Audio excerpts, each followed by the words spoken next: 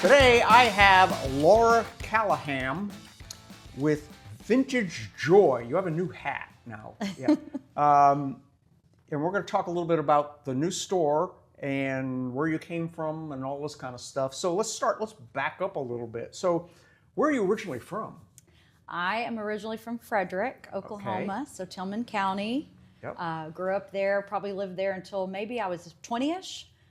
So I've been gone for a little bit, but my parents still live there. Right. So we go back there, probably once a month. So for those of you that don't know, Laura is Blake Callaham's wife. Correct. Pioneer Telephone Blake, and he was here just last week. Yeah. And we did a fun talk with him. But so how did you guys get together? So we're high school sweethearts, actually. Oh, okay. Actually, it's really, really funny. He has an older brother. He has several older brothers, actually, but we both have brothers that are like 8, 9, 10 years older than us. Mm-hmm. And I knew his older brother, but I didn't even know he existed. Oh. And we met at a friend's house.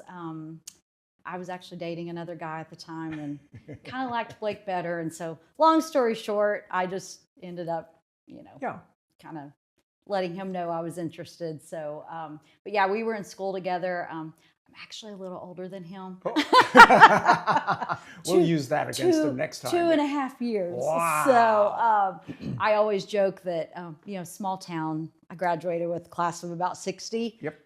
So I kind of dated all the guys in my grade. So hey, you got to know you got the right one. Right. So so funny enough, I was a junior in high school and he was a freshman. Mm-hmm. So, but he was pretty mature for his age. Robbing the cradle. Yeah. I still get a lot of grief about that. So, anyways. And then you had mentioned that you've lived in 6 zip codes since you got married, mm-hmm. and that was mostly, I guess, because of him moving around the Pioneer company. Correct. And things like that. Yeah. Yes. We've packed a few boxes and moving trucks in our time. Yeah, I wouldn't do it over any other way though. I mean, I really wouldn't. We, we ended up in some really cool places, and mm-hmm. we have lifetime friends from all those places. And I think it kind of forced my kids to get out of their comfort zones and learn to make friends. Mm-hmm. Because, we grew up in the same town, in the same house, in the same school. Yep. So you pretty much knew everybody from first day of kindergarten until you graduated. Yeah. So I don't think it was a bad thing. That is cool. And then you were somewhere in there, you were a Chamber of Commerce director. Correct. So 2 of those zip codes, actually, we lived in Blanchard 2 different times, about 4 years apart. And so the second time we lived there, so would have been probably around 2009, I think, till 2016. I was the chamber director there. Mm-hmm. So, which I loved it. It was a great job. Met so many cool people through that job. Loved, just supporting the town. And I have always been, I didn't even know what a chamber was when I took that job, I'll be honest. But I've always loved, connecting people and supporting small businesses. Cheerleader. Yes. Absolutely. Yes. Yep. And so, I'll always be a Chambers cheerleader, no matter what, town or city I'm in. So that was a really fun job. So then you ended up in Kingfisher working for the Chamber. Yeah. Yes. Yeah. So, found out we were moving to Kingfisher in early 2022. And I had actually left the Blanchard Chamber and took a position with Pioneer Library System doing their business outreach. Just kind of was ready for a change. This job came open in 2016, and on a whim, I thought, what the heck, I'll apply for it. And so anyways, got that job. Actually ended up with them for 6 years. But I traveled around, they cover 3 counties. And so I went to, they have 12 libraries, I think. So I kind of traveled around with them for a while. And found out we were going to move to Kingfisher, like I said, early 2022. And Blake had commuted for 8 years from Blanchard to Kingfisher.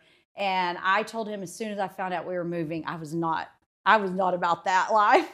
I think for him it was great. He's a little bit of an introvert, but can't be an introvert at work. Yep. So it gave him lots of, alone time in the car to process and plan. And that is not me. Yep. I'm in the car and I am like I need to be doing X, Y, Z. Yes. So it just seems wasted I'm time. not a good traveler. Yes. No, I mean, I don't mind short ones, and I do like podcasts and things. So, you know, I can make the best of it. But anyways, so yeah, so I ended up actually when I left Pioneer Library System, I was their branch manager at the Newcastle Library. So I commuted for about 4 months before I came on at the chamber.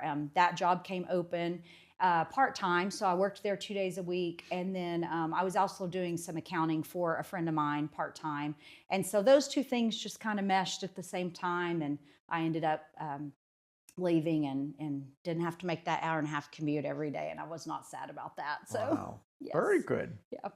So you've got like a big event coming, Yes. the car show, and it's ribbon cutting and grand opening. Yes. Wow. The clock is ticking. That's kind of a lot. Yeah. Now there's a deadline. Oh no, there's a deadline. I put it out there in print and was like, okay, now I really got to do it. You gotta hit it. Yeah, so I'm doing things a little untraditional. I kind of wanted to have my grand opening on Saturday, August 2nd, because that's a big day in Kingfisher. We have our annual car show that the chamber hosts, and then what they call kind of crazy days all throughout downtown. And so I wanted to be a part of that just since I'm a downtown merchant. But I knew that the chamber could not pull off a ribbon cutting on that day because I've been on that side of the car show and it's a hectic day. So I was not going to do that to Shauna and the staff. So we're doing my ribbon cutting on Friday, August 1st at 4 p.m. Day before. So day before. So anybody that wants to come to that, please come help us celebrate. And then we'll officially open on Saturday at 10 a.m. And the car show is amazing anyway. I mean, it is a I call it a high class car show. It's very, very well done, and there's a lot of really, really nice cars. And while you're in town, of course, Crazy Days is going on, and come on over and check out your shop. Yeah, and there's food trucks. The chamber always has food trucks, so you've got those to eat at, but all the downtown merchants to eat at as well. So yeah, I think they're trying to get to 100 cars. So maybe we can get the word out and get some more. Yes. Some more. I think we had maybe closer to 90 last year. So I think you're right. Yeah. So I think they can hit the 100. Let's fill the lot. Awesome. So where did you come up with the idea of the Vintage Joy? Now, I guess you've been doing that kind of in the background for a while, or? Yeah, I'd say off and on. I've dabbled in this business for probably 20 years, honestly. Oh, wow. It didn't always have the Vintage Joy name. I would say that probably came on, I don't know, in the last 10 or 15 years, something like that. But yes, I have done that just off and on in the different places that we've lived. I've either had, booths inside of antique malls. I've done a little bit of everything, Jack. I've done the outdoor shows. I've done the indoor shows. I've hauled it to Oklahoma and Texas. So it's a traveling road show. Yes. Yeah. I even got this crazy idea the year that my daughter got engaged to be married. I decided, you know what? I'm paying for this wedding solely from this business. And I think I ended up doing about 15 shows that year, traveling all over Oklahoma and Texas. So. Which I did it, and I was proud to say I did it, but it almost killed me. Wow. So, yeah. So I took I guess I took about a 6-year break. Kind of just always did it, on the side in the background with my other jobs. But when I took that job with Pioneer Library System, like I said, I traveled a lot. And that first year with them, you get 0 vacation. You have no time off. So I knew I was going to have to take a break. And so I actually ended up taking a 6-year break from it. And then when we moved to Kingfisher, my, just season of life changed. Yep. And I just was like, hey, I could pick this back up. It truly is my passion. I love it. I have such just an interest in older things and historical things. I grew up around it. I didn't know that everybody didn't grow up around antiques, and so I think it's just always been in my blood. So anyways, yeah, I actually just got a couple of booths at one at the old store in Piedmont, and then started a new store there in Oklahoma City called 3 Strands Vintage, and been doing both of those for the past 3 years. And just finally decided just to do your own storefront. My own storefront. Wow. Downtown Kingfisher. Yeah. So it's not where is it first? We're on. So I'm at 206 North Main. Okay. So if you're familiar with where City Cafe was, I'm 2 doors south of that. Okay. Right next to Security Finance. Russell Murray are my neighbors. Yep. So yeah. All right. And it's not an antique mall. Correct. Okay. Yeah, a little different. If you antique much, you go into a typical antique mall. They're usually kind of built out with booths, walls. Yep. That person goes in and kind of does their own thing. I actually love the display part. That's one of my favorite parts of the job, and so I just decided to, I'll mostly do all the antiques and vintage. I have plenty of inventory. So I'll mostly do that, but then I'll bring in artisans and makers. I want to support small businesses, local people, Oklahoma people that do things that I don't do. So I've got various different lines coming in that I will basically they'll bring me their items and then I'll display them for them. So trying to make their life easy. So it's they don't all have interwoven and it looks nice. It's not booth. Right. It's just one nice open store. Exactly. Wow. Yeah. That's exciting. Yeah. What were you thinking? Like the store in general? Yeah. We were talking about my restoration of this building, and now you've got one. Yeah.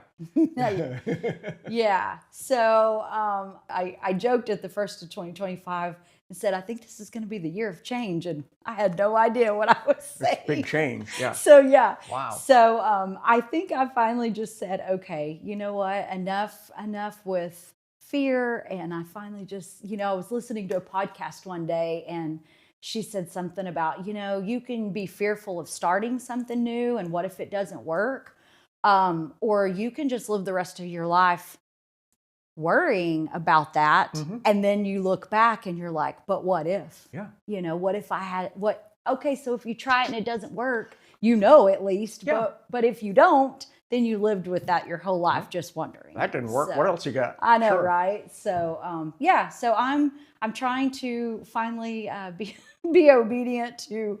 Really, it was like, when I got that idea 3 years ago, I thought, I know nothing about Kingfisher. And I really didn't. I mean, I knew it was the headquarters for Pioneer, and that's about all I knew. Mm-hmm. I didn't know really anything about its people and what it needs. And I thought, I need to live there first. Sure. And working at the chamber was... what better way to get my gosh, engaged with the community? was such a blessing. Yeah. I met so many cool people, and I clearly love talking to people and connecting with people. So that was fun.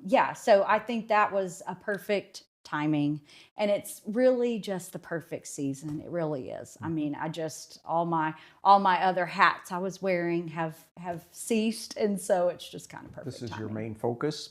Very, very cool. Yeah. Now you do some fun marketing stuff. You do Facebook Live and stuff like that. So they should be following your Facebook page. Yes. And is it Vintage Joy is the name of the Facebook page? Yes. Yep. And then you were just telling me that you're working towards your Made in Oklahoma designation thing. Yeah. So I've always had just a fond love for small Oklahoma businesses.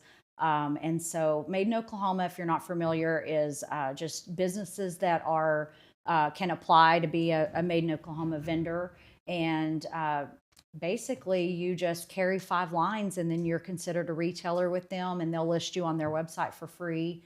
But if you're ever looking for a product, you can just go in there and search. They have a really nice website that's separated by, food items and body care items and, clothing, home decor, things like that. So if you're ever looking for something, but yeah, I'm excited. I should be getting my 5th line this week delivered. So once that's done, Get the decal for the door. Yeah. Very cool. yeah, and I probably will continue to expand that. Keep looking for products and then just keep looking for more people that I can bring into the store, like I said, that are local artisans. That can just help fill, just kind of some niches of stuff that, I want people around Kingfisher County to feel like they can stop into the store, even if they don't like vintage and antiques. That's okay. We're going to have a little bit of everything for everyone. There's stuff for guys. There's stuff for girls. There's stuff for kids. Okay. I mean, there's a little bit of everything. So yeah, I don't feel like just because you think it's an antique vintage store, you can't come in, because I'm going to have just as much other stuff. If you need a quick gift, I'll gift wrap it for you.